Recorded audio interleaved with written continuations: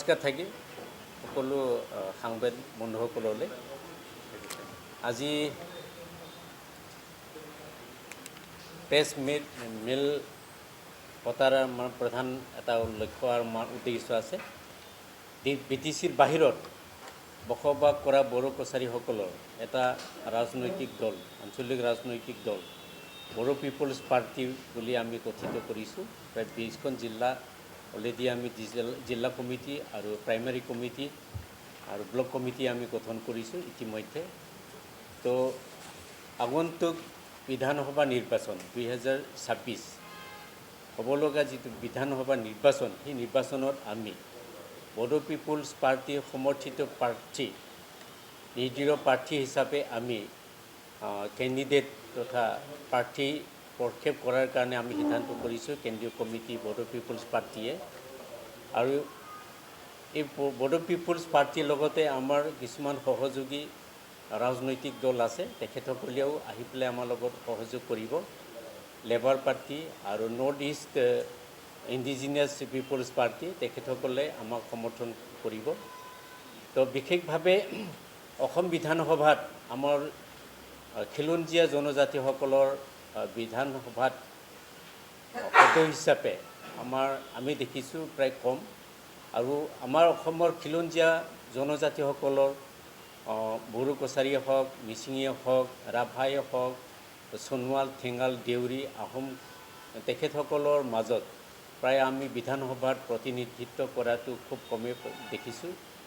আমি দেখিছোঁ যে অসমৰ খিলঞ্জীয়াসকলৰ বহু সমস্যা আছে, বিশেষভাৱে মাটিৰ সমস্যা আছে, উন্নয়নৰ সমস্যা আছে, নিজৰ স্বকীয় বৈশিষ্ট্য ৰক্ষণাবেক্ষণৰ কাৰণে ভাষা, কলা সংস্কৃতি, সাহিত্য আৰু উন্নয়নৰ দিশত আৰু ৰাজনৈতিকভাৱে অধিকাৰখিনি আমি সাব্যস্ত কৰিব পৰা নাই।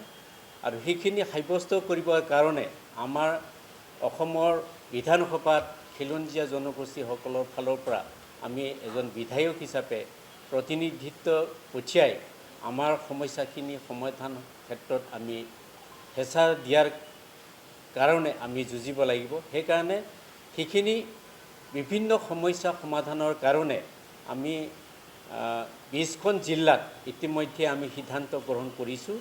এই জিলাবোৰ হৈছে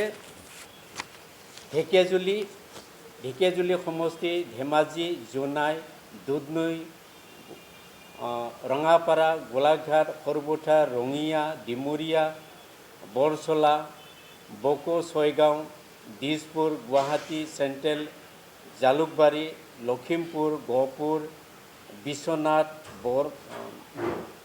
বহৰমপুৰ, নলবাৰী আৰু বৰপেটা। এই জিলাবিলাকৰ এই সমষ্টিবিলাকত আমি সমৰ্থিত বড়ো পিপলছ পাৰ্টীৰ সমৰ্থিত প্ৰাৰ্থী, নিৰ্দলীয় প্ৰাৰ্থী হিচাপে প্ৰক্ষেপ কৰাৰ কাৰণে ইতিমধ্যে আমি সিদ্ধান্ত গ্ৰহণ কৰিছোঁ। আৰু আমাৰ প্ৰধান লক্ষ্য আজি প্ৰেছ মিট আপোনালোকক আহ্বান জনোৱাৰ লক্ষ্য উদ্দেশ্য প্ৰধান এইটোৱে। আমাৰ ৰেডি হৈ আছে। হয়, আমি খুব 2 দিনৰ ভিতৰতে আমি ঘোষণা কৰিম, এইখিনি আমি ৰেডি কৰিছোঁ। আমাৰ টোটেল আমি 20টা সমষ্টিত 30টা আসনত আমি প্ৰতিনিধিত্ব কৰিবৰ কাৰণে আমি ৰেডি হৈছোঁ। বড়োলেণ্ডত হাগ্ৰামা, মহিলাৰী, ডাঙৰীয়াৰ 15টা সমষ্টিত প্ৰাৰ্থী ঘোষণা কৰাৰ আমি শুনিছোঁ কৰিব। ইতিমধ্যে তেখেত প্ৰক্ষেপ কৰাৰ কাৰণে সিদ্ধান্ত গ্ৰহণ কৰিছোঁ, সেইখিনি আমি গম পাইছোঁ। বিশেষভাৱে আমি ক'ব নোৱাৰোঁ। তেখেতে কি ক'লে? বিটিচিৰ বাহিৰতে দিম আমি। বড়োলেণ্ডত আমি নিদিওঁ, বড়োলেণ্ডত আমাৰ কোনো অধিকাৰ নাই। আমাৰ বিটিচিৰ বাহিৰত থকা বড়ো কছাৰীসকল আৰু খিলঞ্জীয়া জনজাতিসকলৰ কাৰণে ভৱিষ্যত নিৰাপত্তা সুৰক্ষিতৰ কাৰণে আমি সেইটো কৰিবৰ কাৰণে ব্যৱস্থা কৰিছোঁ। নিৰ্বাচনী প্ৰচাৰ আমি বহল দৃষ্টিৰে আমি কৰিব পৰা নাই, এতিয়া আমি কৰিম।